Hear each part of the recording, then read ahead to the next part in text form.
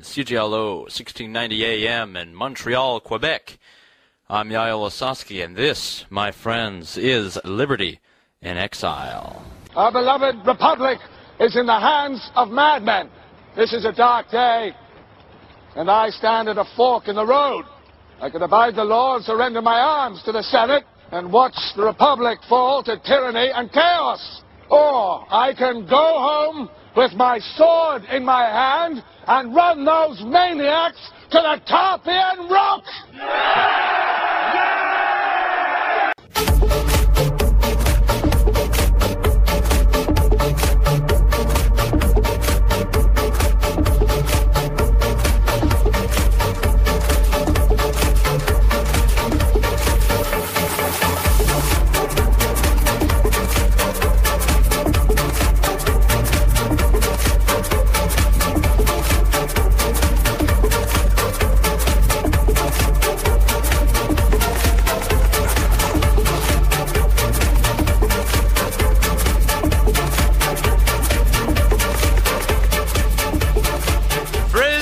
Romans, countrymen, lend me your ears.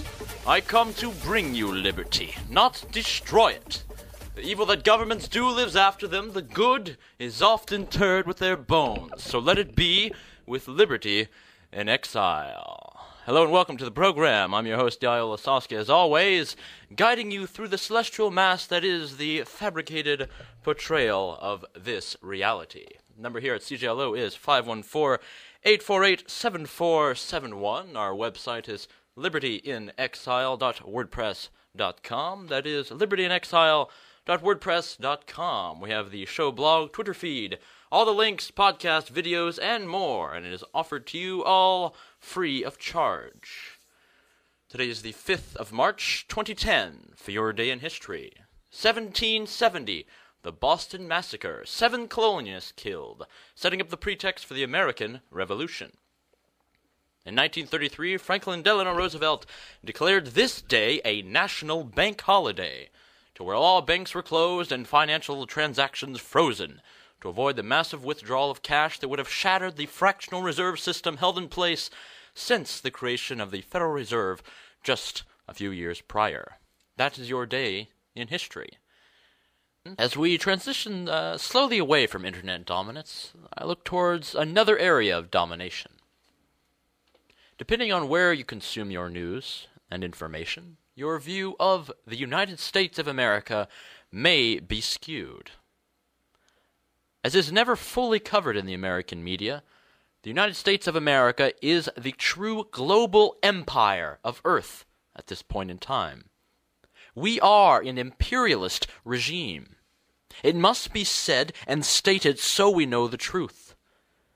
We have over 500,000 Americans working abroad for the military, over 800 bases in more than 140 countries.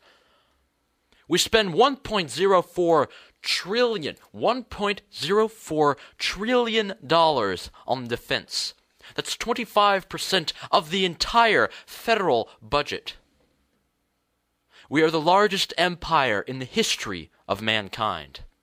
We have the most bombs, guns, planes, boats, uniforms, and anything else you can imagine. Our military budget is bigger than almost all countries in the world combined. In fact, since World War II, we have intervened in the following countries, this being in chronological order, commencing in 1946. Prep yourselves for this. Iran, Yugoslavia, Uruguay, Greece, Germany, China, Philippines, Puerto Rico, Korea, Iran, Vietnam, Guatemala, Egypt, Lebanon, Iraq, China, Panama, Vietnam, Cuba, Germany, Laos, Cuba, Iraq, Panama, Indonesia, Dominican Republic, Guatemala, Cambodia, Oman, Laos, Chile, Cambodia, Angola, Iran, Libya, El Salvador, Nicaragua, Lebanon, Grenada, Honduras, Iran, Libya, Bolivia, Iran, Libya, Philippines, Panama, Liberia, Saudi Arabia, Iraq, Kuwait, Iraq, Somalia, Yugoslavia, Bosnia, Haiti, Zaire, Liberia, Albania, Sudan, Afghanistan, Iraq, Yugoslavia, Yemen, Macedonia, Afghanistan, Yemen, Philippines, Colombia, Iraq, Liberia, Haiti, Pakistan, Somalia, Syria, Yemen.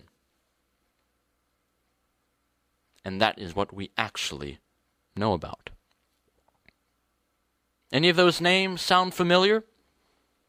Many of those states have been labeled as those hostile regimes to the United States throughout history. Truth be told, we are the most militarized state in the history of mankind. Yet the average American is clueless. Clueless! Our interventionist foreign policy of the last 100 years has grown the power of our might, not for the average citizen, not for the average Joe Blow and his freedoms. The American big stick has been whipped around the globe because war is a great profit game. This illuminates for all citizens what we should already know. I have a story here from Raw Story. Has to do with contracts. Despite deaths, Army awards $2.8 billion contract to KBR. KBR is the defunct name of the company that used to be Halliburton. Who used to be the chairman of Halliburton? Of course, Dick Cheney. Now, what does all this remind you of? You have a company, Halliburton, getting $3 billion contracts to build the bases in Iraq, to build the bases in Afghanistan, to maintain the bases. What does this remind you of? What words warned us of this many years ago? In the councils of government, we must guard against the acquisition of unwarranted influence, whether sought or unsought, by the military-industrial complex. The potential for the disastrous rise of misplaced power exists and will persist. We must never let the weight of this combination endanger our liberties or democratic processes. We should take nothing for granted. Only an alert and knowledgeable citizenry can compel the proper meshing of the huge industrial and military machinery of defense with our peaceful methods and goals, so that security and liberty may prosper together. I apologize to you myself, President Eisenhower, because that day has come. This war machine, the military-industrial complex, has been the true reason for war for over 100 years, as has always been documented, in fact, but never publicized for a reason. The populace does not realize this. The populace does not realize this because their public officials play the game of painting foreign leaders as evildoers. This game is thrown around, good versus evil. This has been Liberty in Exile on CGLO 1690 in Montreal, Quebec, Canada. I'm Yael Ossowski, your host. Recognize your gifts while I leave you with the words of Howard Beale. I don't have to tell you things are bad. Everybody knows things are bad. It's a depression. Everybody's out of work or scared of losing their job. The dollar buys a nickel's worth. Banks are going bust. Shopkeepers keep a gun under the counter. Punks are running wild in the street. There's nobody anywhere who seems to know what to do, and there's no end to it. We know the air is unfit to breathe, and our food is unfit to eat. We sit watching our TVs while some local newscaster tells us that today we had 15 homicides and 63 violent crimes, as if that's the way it's supposed to be. We know things are bad, worse than bad. They're crazy. It's like everything everywhere is going crazy, so we don't go out anymore.